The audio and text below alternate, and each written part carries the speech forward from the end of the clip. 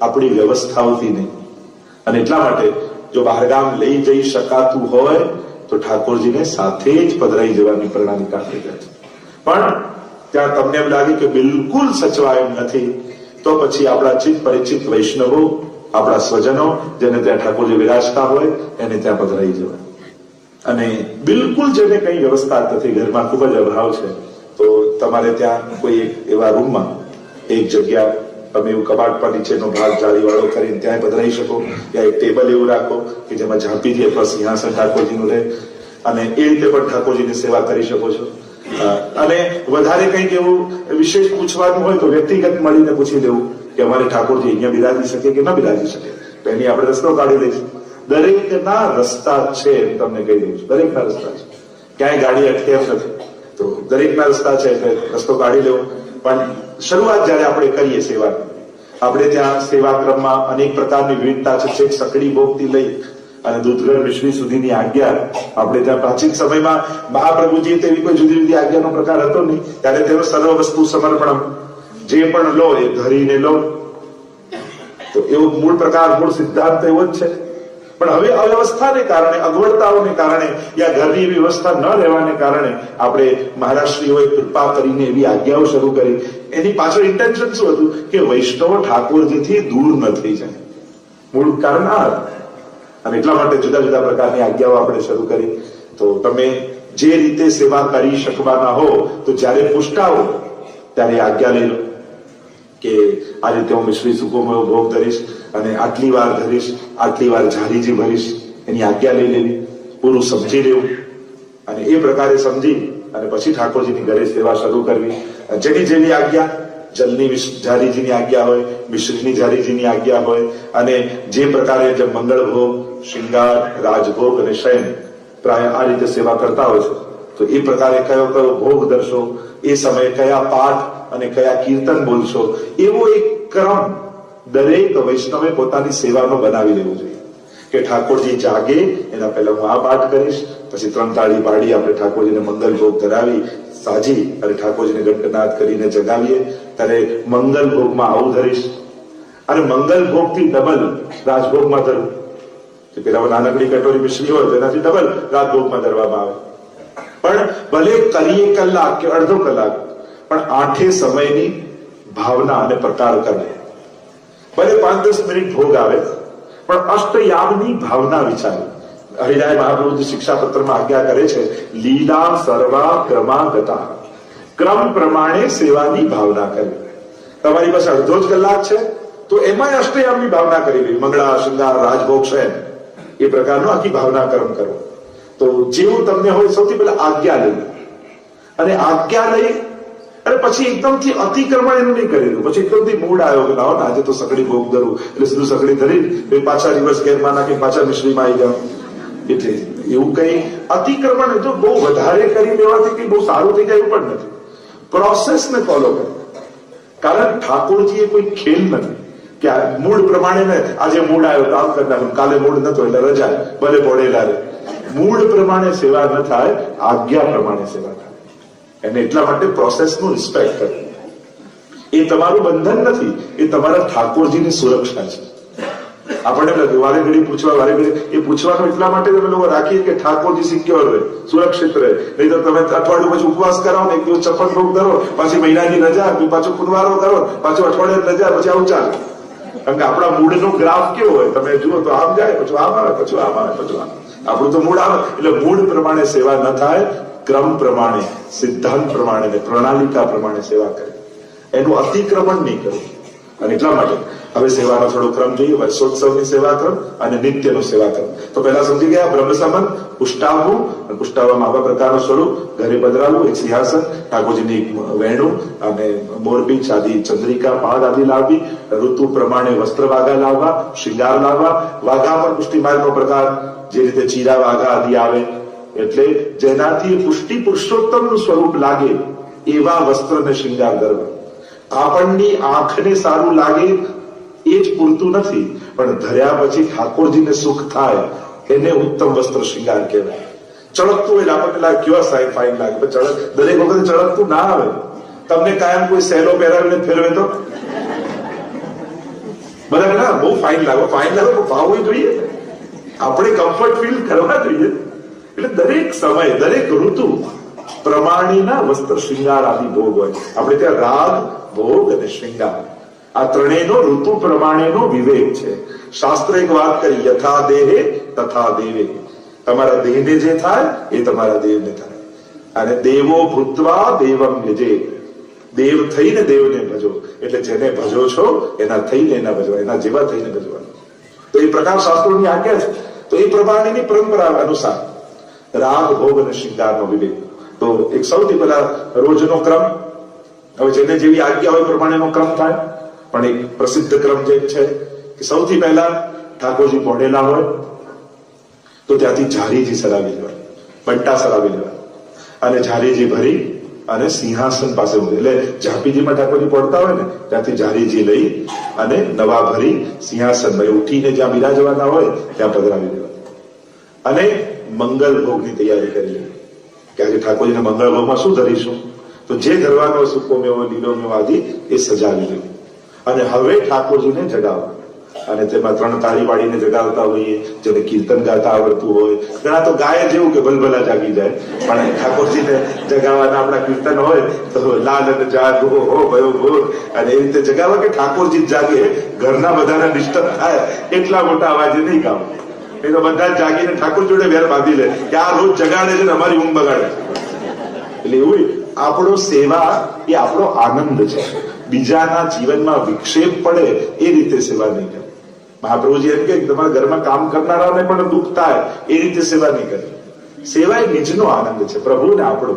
એટલે કોઈને પણ ઘરમાં વિક્ષેપ રૂપ થાય કે એને કારણે કોઈને ઠાકોરજીમાં અભાવ પેદા થાય એ રીતે સેવા નહીં કરે.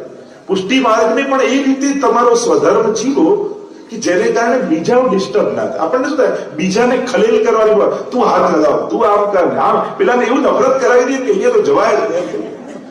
એનો મૂડ જોવો, એનો સમય જોવો, ક્યારે કહેવાય, ક્યારે ટોકાય. કારણ કે ખોટા ટાઈમે કહી દો છો તમે અરુચિ પેદા કરી દો છો. બિચારો કોઈ હસતો રમતો આ જય શ્રી કૃષ્ણ માણસ, એમાં તો એને એવો પકડીને ખોણામ લઈ ગઈ, જય શ્રી કૃષ્ણ કહેવાતું હશે, આમ કહેવાતું, પણ બિચારાએ પોતાની રીતે અભિવ્યક્ત કર્યું. એ જ ટાઈમે એને તોડી નાખવો જરૂરી છે. બધું પતી જાય પછી શાંતિથી ના કહેવાય કે આપણો આ વ્યવહાર છે.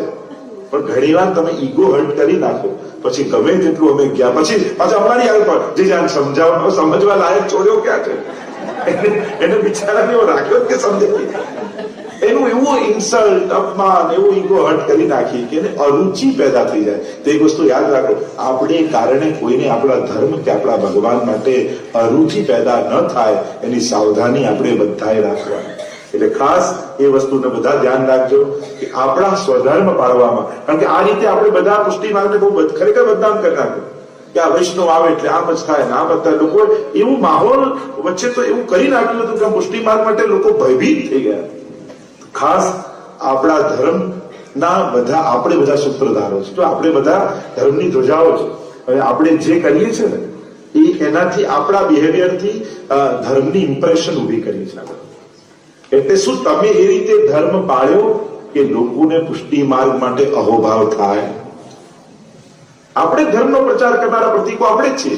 એ રીતે ધર્મને સુંદરતાથી, કોમલતાથી સ્વીકારીને એ રીતે જીવો કે લોકોને પુષ્ટિ માર્ગી સેવા કરવાનું મન થાય કે લાવ મમ્મી આજે હું ધરું, લાવ આજે હું દંડવત કરું. બેટા એટલો આનંદ આવે. તમે ક્યારે તમારા ફિલિંગ શેર કરો છો બાળકો સાથે કે ઠાકોરજી પાસે કલાક બેસો ને બેટા આખા દિવસનો મારો થાક ઉતરી જાય ને એવો આનંદ આવે. અને ઠાકોરજી મારી સામે સાક્ષાત છે, મારી સેવા સ્વીકારી રહ્યા છે અને એમનો હસતો ચહેરો જોઉં ને મને દુનિયામાં બધે આમ આનંદ લાગે. એવું આનંદ. તો બેટા એકવાર બેસીને તો જો, આવું ક્યારે શેર કરીએ છીએ? આપણે તો થાક, કંટાળો, હવે નથી થતી સેવા, હવે તો પહોંચાતું નથી, હવે તો આમ થતું નથી, એવું આપણે દુઃખ, તકલીફો ને આ બધું પ્રસ્તુત કરીએ એટલે પેલા થાય કે આ બધું તો ઘરે લવાય જ નહીં. આ ખરેખર તો જો આપણા ઘરની જે મેન્ટાલિટી ઘણી વાર બને છે એ આપણા બિહેવિયરથી બને છે. એટલે બહુ જ સાવધાન રહો. તમારો આનંદ શેર કરો, તમારી અનુભૂતિ શેર કરો કે જો બેટા આટલી સંકટો જીવનમાં આવ્યા પણ ઠાકોરજીની સેવા કરતી હતી ને તો ઠાકોરજી આપણને બધેથી પાર કર્યા. બેટા ઠાકોરજીને છોડતો નહીં, એની કૃપાથી બધું થશે. આવી વારે ઘડીએ કરશો ને એના જીવનમાં કોઈ સંકટ આવશે ને તો એ ફાફા મારવા નહીં જાય, એ ઠાકોરજીના શરણે આવશે. આ શ્રદ્ધા પેદા કરવાનું કામ તમારું છે. અમને અમારી પાસે પકડીને કલાક બેસાડી દો તો અમે કૃષ્ણએ શું શું કર્યું એ કહીશું, પણ કૃષ્ણને જીવનમાં પ્રવેશ કરાવવો તમારા હાથમાં છે. એના પહેલા ગુરુ તમે છો. એનું મન બગાડીને બુદ્ધિ સુધારવા માટે અમારી પાસે લાવો તો ક્યાંથી કામ થાય? એટલે તમે મન બગાડી દીધું, હવે તો બુદ્ધિ સુધારો.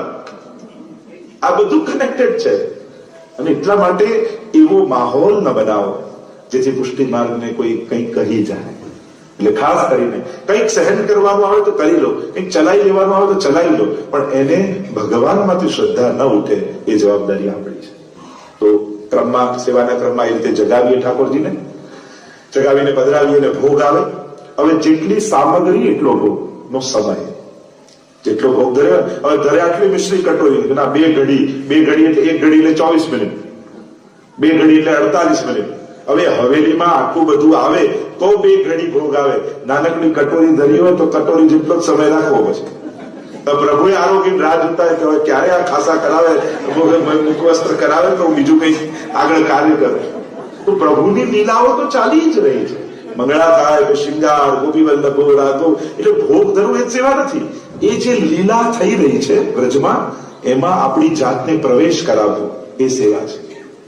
અને એટલા માટે જયારે પણ સેવા કરો ને તો માનસિક વૃત્તિ શું રાખવી કે મારી અંદર એક ગોપી છે જે લીલાથી વિકુટી પડી આ ભૂતલ પર ભગવત સેવા કરવા આવી છે.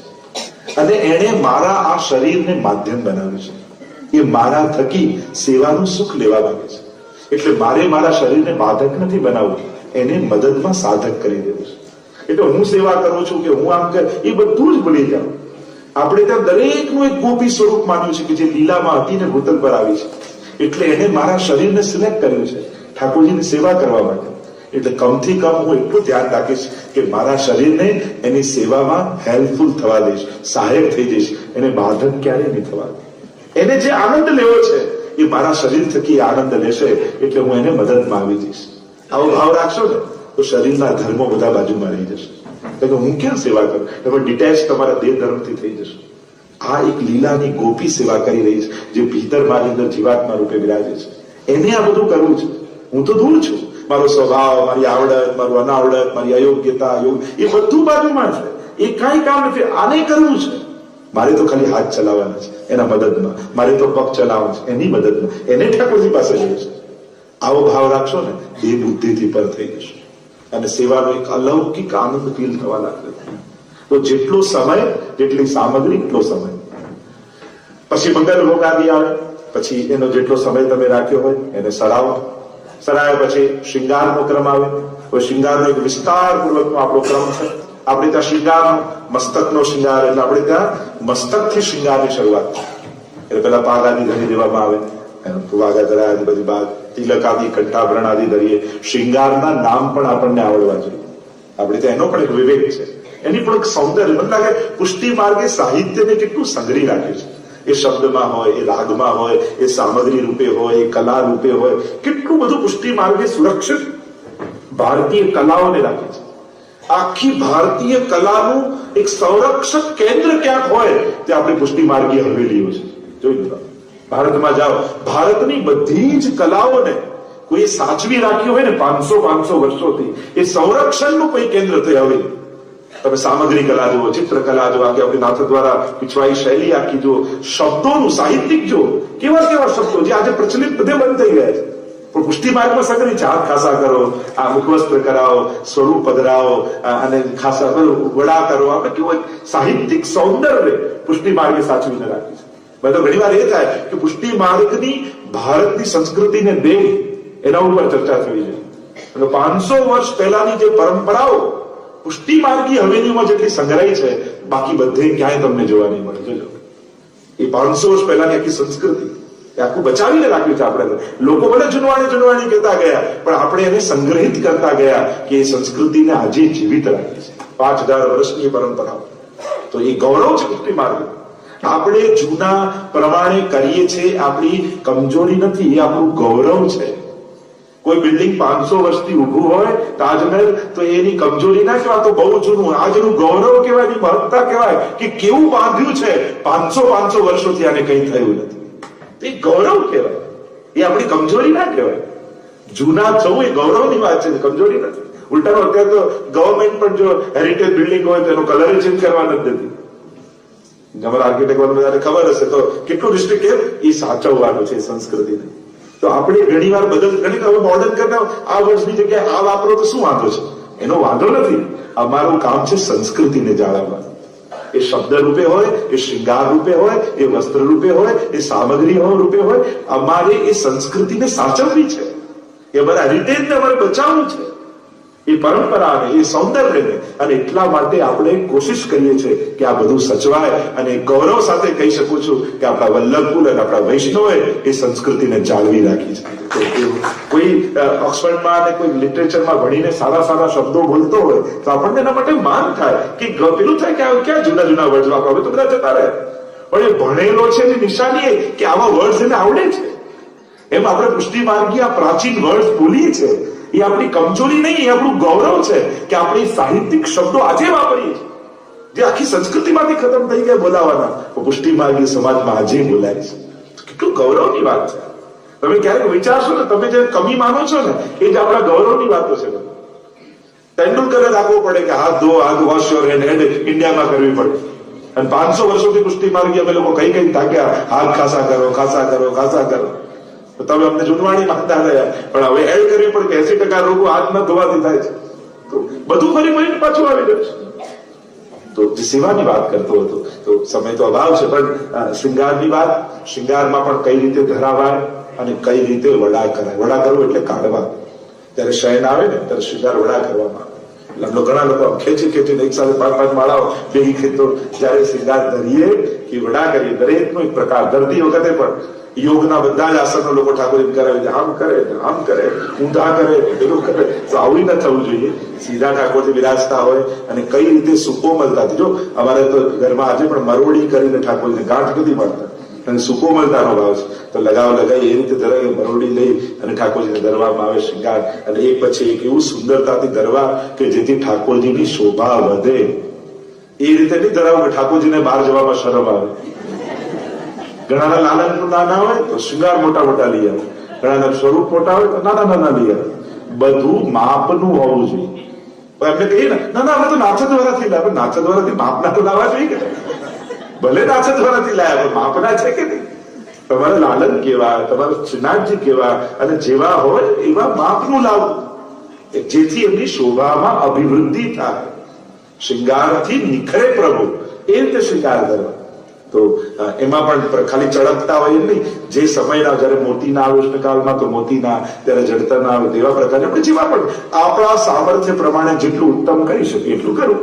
તમારી જેટલી શક્તિ હોય એ પ્રમાણે તમે જે સારામાં સારું કરી શકો એ તમારા માટે સર્વોત્તમ જ કહેવાય. સર્વોત્તમ વસ્તુ કઈ કહેવાય તમે કહો? તો કે જેની જે કક્ષા હોય એ પ્રમાણે નક્કી થાય.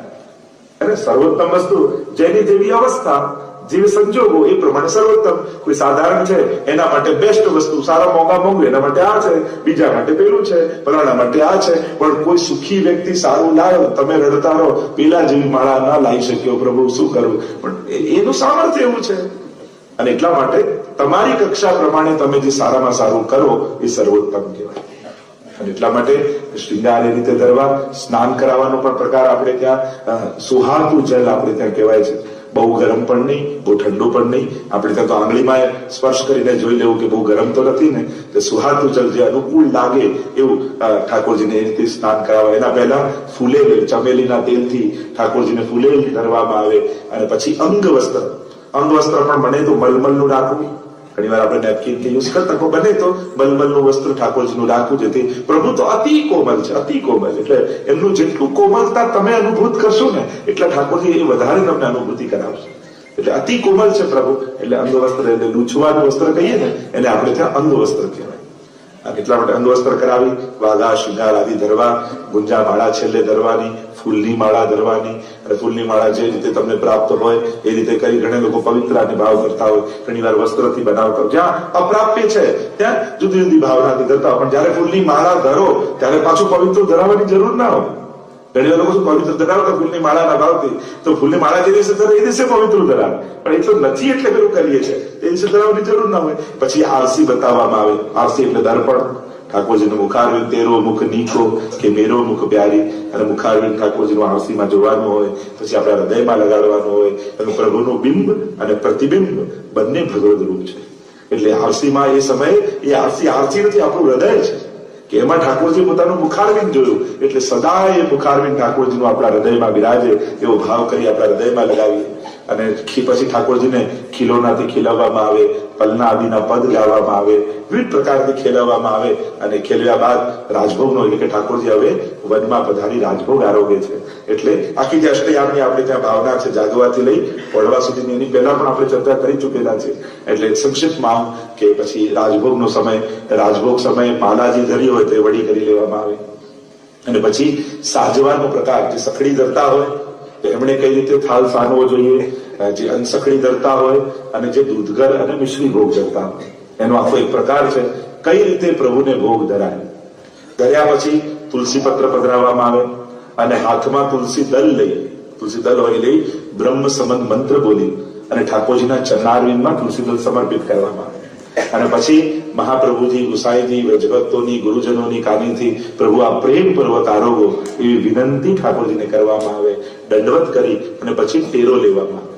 ટેરા લીધા બાદ આપણો ક્રમ બનાવો. યા ભોગના તમે કીર્તન ગાઈ શકો, યા પછી પાઠનો ક્રમ બનાવી લેવો.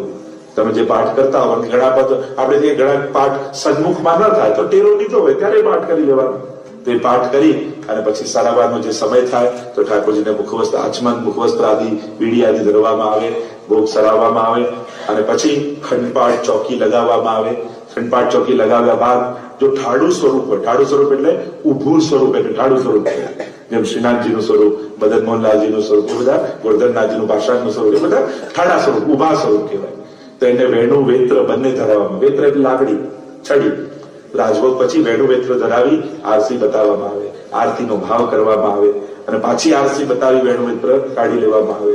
અને રાજભોગ સન્મુખમાં જે ઋતુ ચાલતું હોય એના બે કીર્તન ગાઈ લેવા. જેમ હિંડોળા તમે શયનમાં ના કરી શકતા હો તો એ સમય હિંડોળાના ગાવ, રથયાત્રા હોય તો રથયાત્રાના ગાવ, હોળી ખેલના હોય તો હોળી ખેલના કરો, રાજભોગ સમય ખેલાવવામાં આવે. એમ જે એ સમયમાં શયનમાં જે ક્રમ આવતો હોય એનો રાજભોગ સમય કરી લો.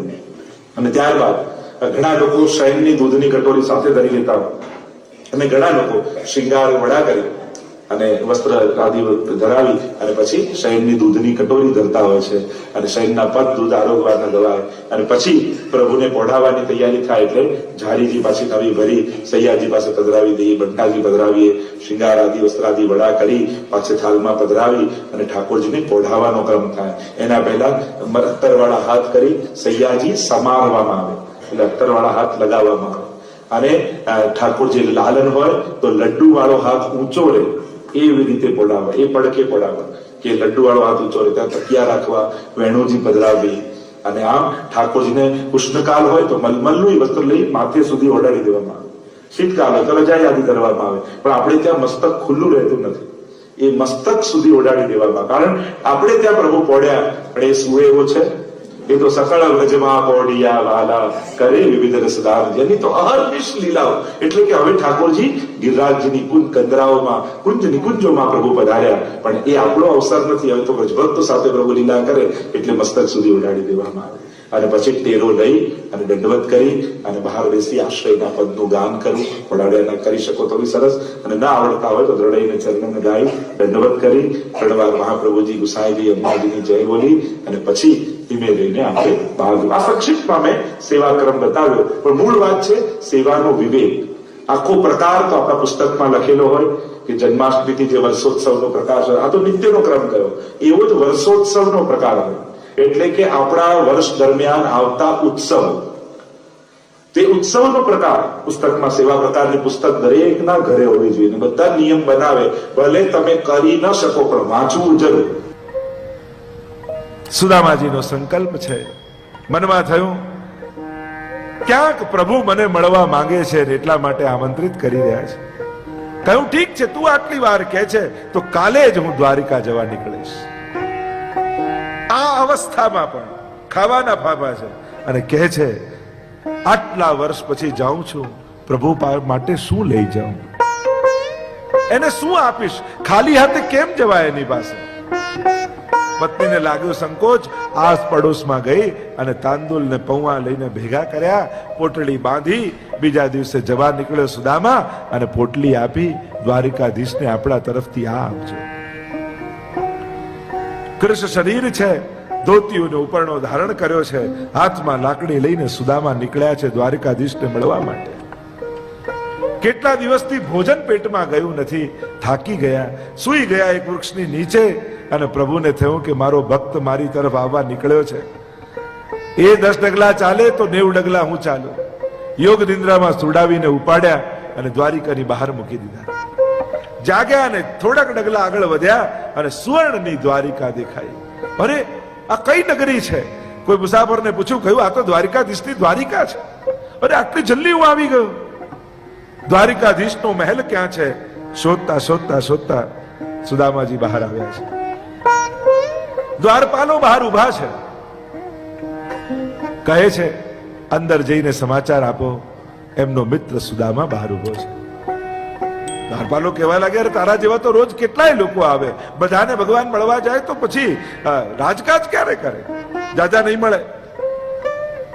ફરી થોડી વાર થઈને પાછા આવ્યા અને કહેવા લાગ્યા, એક વાર જઈને કહો તો ખરા કે સુદામા બહાર ઉભો છે. તને કહ્યું ને એક વાર નહીં મળે. થોડી વાર થઈને ફરી આવ્યા અને ધક્કો માર્યો છે દ્વાર પર. તને એક વાર કહ્યું ને કે ના આવીશ. આંખમાં આંસુ આવી ગયા.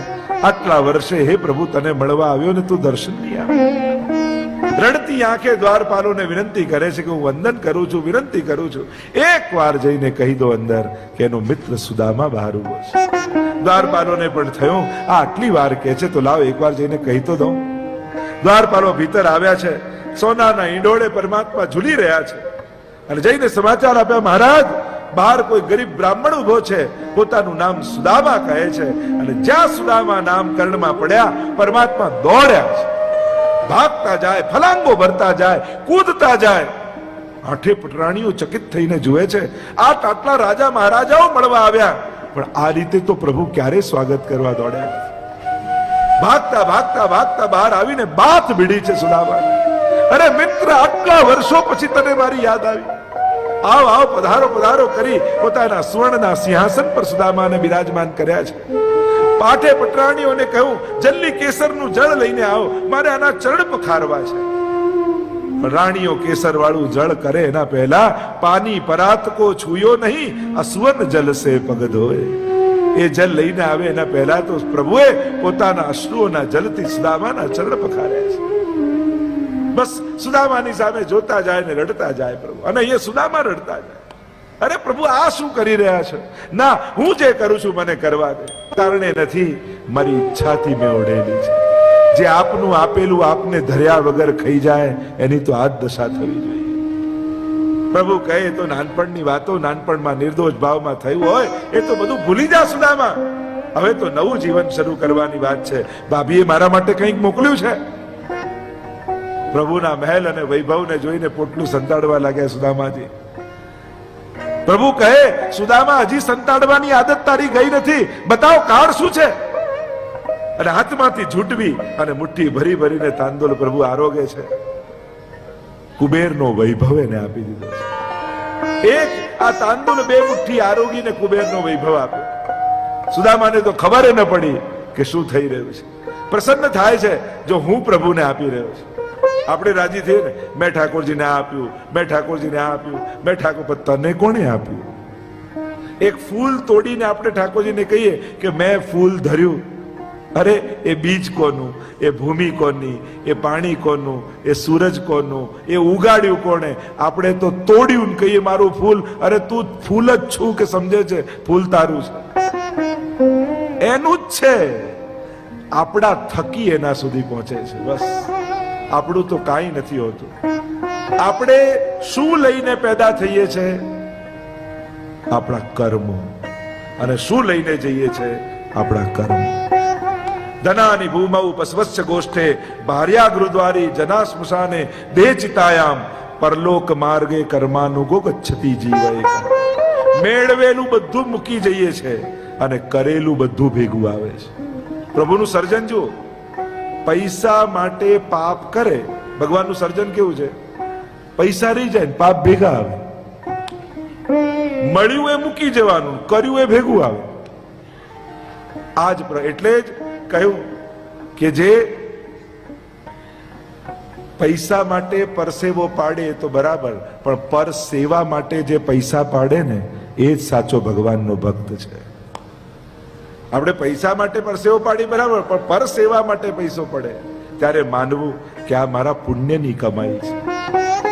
જેના થકી સત્કાર્યો થઈ શકે તો માનવું આ કોઈના આશીર્વાદથી મને મળેલું ધન છે, આ કોઈની દુઆથી કમાયેલું મારું ધન છે, જેથી આનાથી સત્કાર્ય થયું, મારા આત્મોદ્ધાર અને પુણ્યના કાર્યો થયા. અહીંયા કહ્યું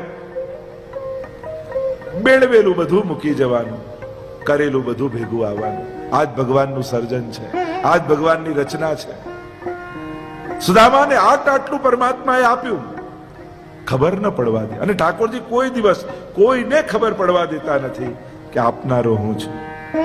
ભક્તે સતત યાદ રાખવાનું, મહાપુરુષો સતત યાદ અપાવતા રહેશે, જોજે ઠાકોરજી આપેલું છે, ઠાકોરજી આપેલું છે. ઘણા દિવસ સુધી સુદામાને રાખ્યા છે, ખૂબ આનંદમાં સુદામા રહ્યા છે. ઘણા દિવસ થઈ ગયા એટલે સુદામાએ કહ્યું કે પ્રભુ હવે મને આજ્ઞા આપો, હું પાછો જાઉં. જ્યાં આમ કહ્યું તો પ્રભુએ કહ્યું તારી ઈચ્છા સુદામા, પણ મારા વસ્ત્ર, મારા શણગાર ફરી પાછા જૂના વસ્ત્રો લાવીને સુદામાને આપ્યા. પાછા એ જૂના વસ્ત્ર પહેર્યા સુદામાએ, મનોમન આભાર માન્યો. સારું થયું પ્રભુ આપે મને કંઈ આપ્યું નહીં, તો આજે જેમ આંખથી આંખ મિલાવીને આપની જોડે વાત કરું છું ને, કદાચ ન કરી શકે.